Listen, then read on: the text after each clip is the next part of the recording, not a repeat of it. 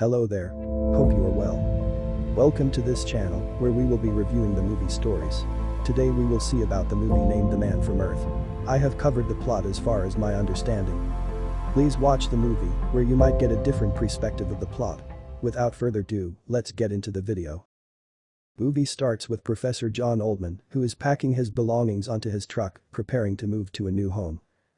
His colleagues show up to give him an impromptu farewell party. Barry, a biologist. Edith, an art history professor and devout Christian. And, an anthropologist. Sandy, a historian who has an unrequited love with John. Edith finds it curious that there was a painting which looks like Van Gogh. Since the art was almost look-alike artifact, appraising that it might sell for a profit. John keeps aside the art, saying that he was not interested in money. John's colleague were curious and wanted to help John if he was having any issue living here, since he was in next to become the department head. Edith also says him that John hasn't aged a day since they saw him first. Sandy finds a bow, which again adds up the curiosity within the group.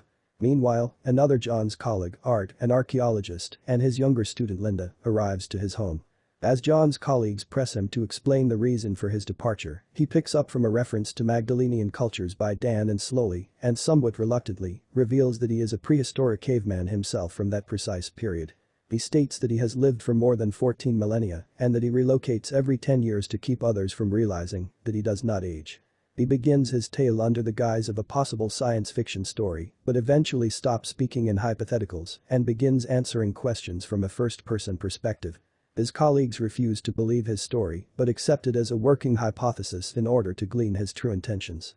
John relates he was a Sumerian for 2,000 years, later a Babylonian, and eventually went east to become a disciple of the Buddha.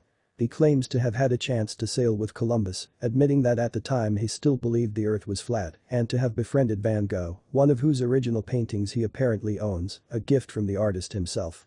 Art calls Dr. Will Gruber, a psychiatry professor, who arrives at John's home. Will also joins the conversation to check if John is sane. But then as he speaks, he inclines to aggressiveness and questions if John feels guilt for outliving everyone he has ever known and loved. He then threatens John with a gun, saying that if he shoots then John would still be alive as he was immortal. He then steps out of the home. John then learns from Harry that Will's wife had died the previous day after a long illness. John chases after Will, expresses his condolences.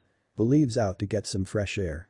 John lets him know that how the conversation could have affected his situation and gets the gun so that he does not do anything stupid. John gets back inside and the discussion veers to religion, and John mentions that he does not follow any. Even though he does not necessarily believe in an omnipotent God, he does not discount the possibility of such a being's existence. Pressed by the group, John reluctantly reveals that in trying to take the Buddha's teachings to the West, into the Eastern Roman Empire, he became the inspiration for the Jesus story. He then tells that he was Jesus, but only a simple caveman having long life. Will comes back at that time, expressing that he acted out of anguish as before. After this revelation, emotions in the room run high. Edith, the representative true believer of the group, begins crying. Will demands that John end his tale and give the group a sense of closure by admitting it was all a hoax, and also threatens to have John involuntarily committed for psychiatric evaluation should he refuse to do so. John appears to ruminate over his response before finally confessing to everyone that his story was a prank.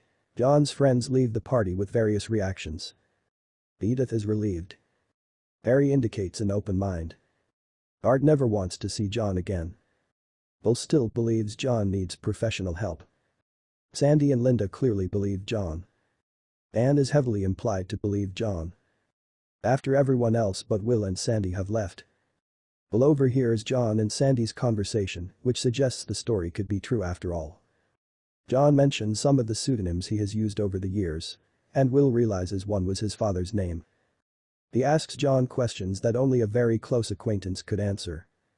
When John answers them correctly, Will has an emotional breakdown, suffers a heart attack, and dies in their arms.